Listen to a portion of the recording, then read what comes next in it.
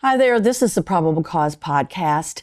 I want to address a situation here in Fort Wayne. Recently, we had Bikers Against Predators who confronted some individuals here in Fort Wayne who were in the midst of child solicitation, waiting to meet underage minors who they thought they were going to have sex with. People cried out and asked us, why aren't we immediately charging these people? And it's not that easy. So we're talking to Mike McAlexander, who is the Allen County Prosecutor. He's going to take us through the steps it takes to bring these people to justice. Mike, go ahead. Well, first off, I just wanted to say that our office has had pretty much the same policy, at least for the last 3.5 years, regarding these kinds of cases. There was a time when the Indiana Coalition or Crimes Against Children group that is run by the state police strongly opposed utilizing these groups.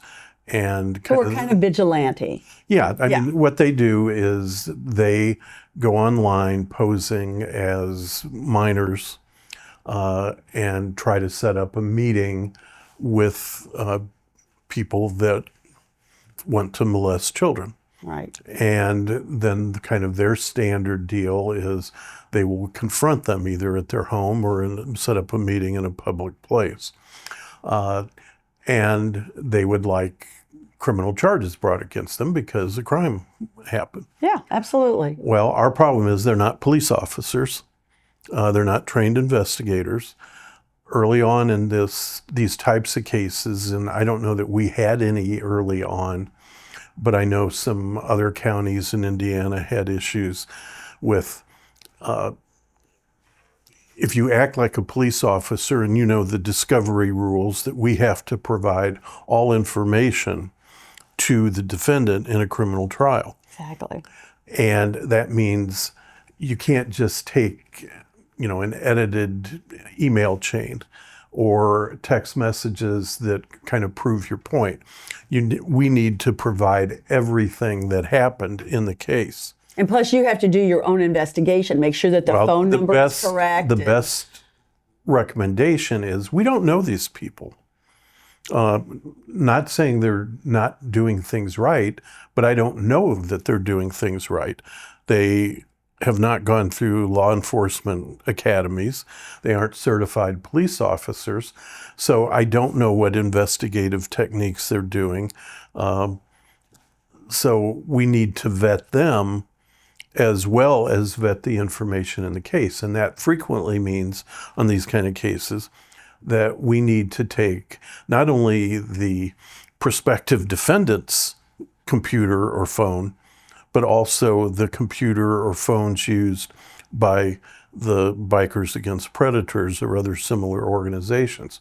Because we need to look at all of that to make sure that we've got all the relevant information so that we can provide that in discovery.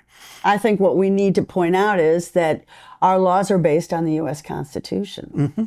And we can't just, obviously when we see these confrontations, we're going to jump to conclusions, right? Yeah.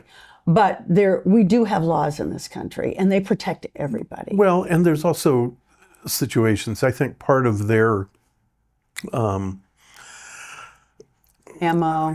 I guess, is the public confrontation, the taking several people and kind of ambushing the prospective defendant.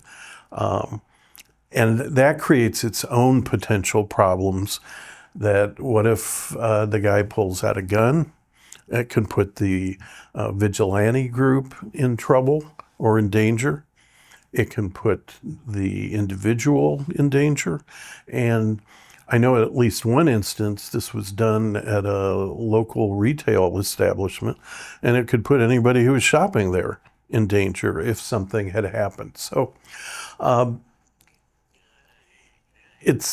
there's just a lot of legal issues behind this. So when we get those cases, the best practice now has been that law enforcement won't participate, and actually law enforcement would request when they identify somebody as being interested in this and wanting to take that next step to a meeting, that they turn the case over to law enforcement to let them finish it off.